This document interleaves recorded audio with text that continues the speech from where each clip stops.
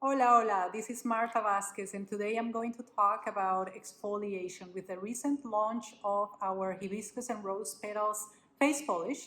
I have received a few questions from you guys asking me how to use it, why this product is different from other options in the market. So, this is a good opportunity for you to learn everything there is about at home exfoliation. We're going to focus on what you can do at home.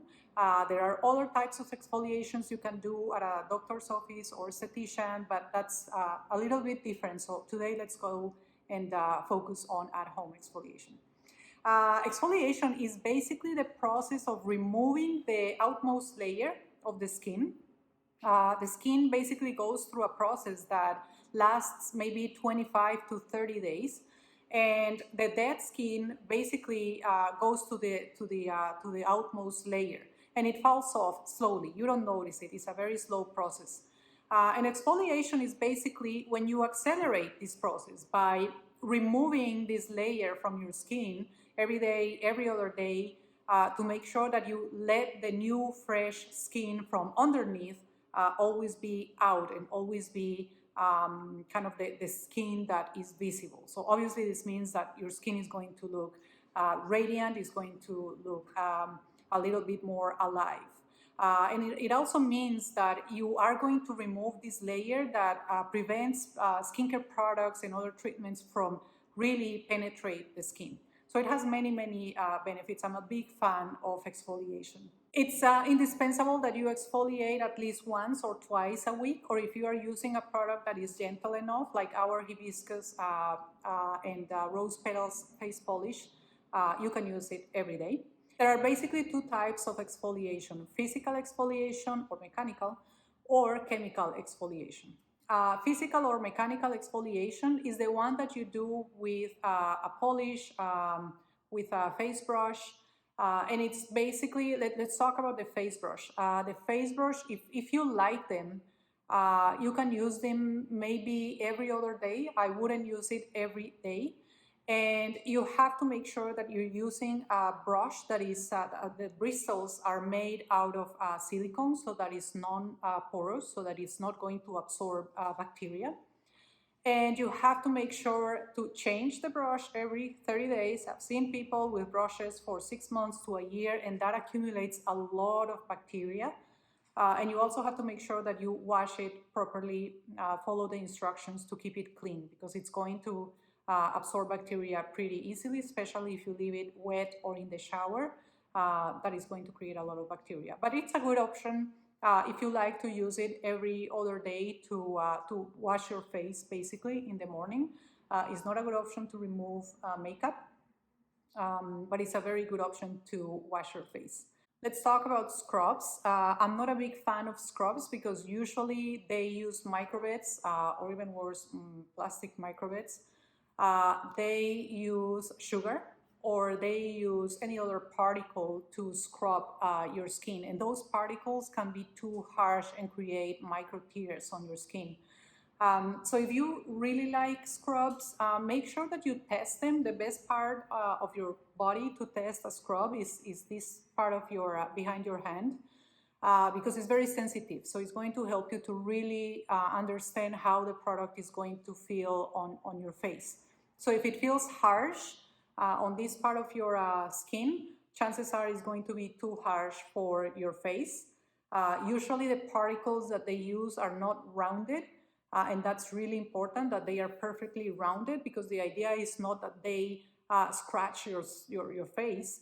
So if they are not perfectly rounded, it's going to create micro tears and problems in the longer term. The other type of physical or mechanical exfoliation is face polishes, like hibiscus and rose petals face polish. The reason why I like it is because it's so gentle that you can use it every day. And I think exfoliation should be done every other day or every day. If you are using a product that is as soft and mild as our face polish, you can do it every day. This product has particles made out of rice powder, tea leaf powder, obviously hibiscus petals, rose petals, So the particles are so soft and so small that they are going to roll across your face, removing the dead skin cells, but it's not going to create micro tears. It's not going to create any problems in the longer term. And at the same time, because it has oils, natural oils that are going to nourish your skin, is going to polish it without stripping away the oils that your skin basically needs. Now let's talk about chemical exfoliation. So we already covered physical or mechanical exfoliation. Now let's talk about chemical exfoliation. So basically this one is with acids. Let's talk about AHAs, BHAs, and retinol. I have a side note about retinol, but I'll let you know when I cover that one. AHAs, alpha hydroxy acids. These are acids that are mild. They are usually derived from fruits like pineapple, pumpkin, papaya, hibiscus. And these are acids that only penetrate the outmost layer of the skin, and it gently removes it. You are not going to peel off, you are not going to really notice it, it's not going to create any type of sensitivity because it's very, very mild. I really like this type of acids, as I said, because you can use it every day.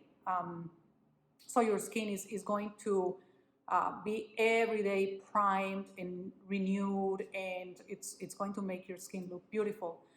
This is the type of acids that we use on lulo, papaya, and piña. The other types of acids are BHAs, for example, salicylic acid, and these are acids that go deeper on your skin.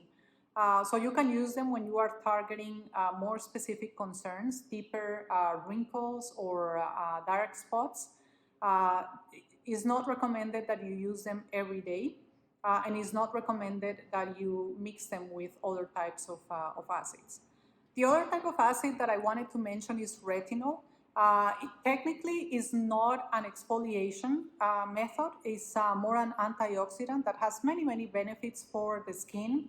But I mention it here because there is a big misconception that retinol is also an exfoliator, and it's not.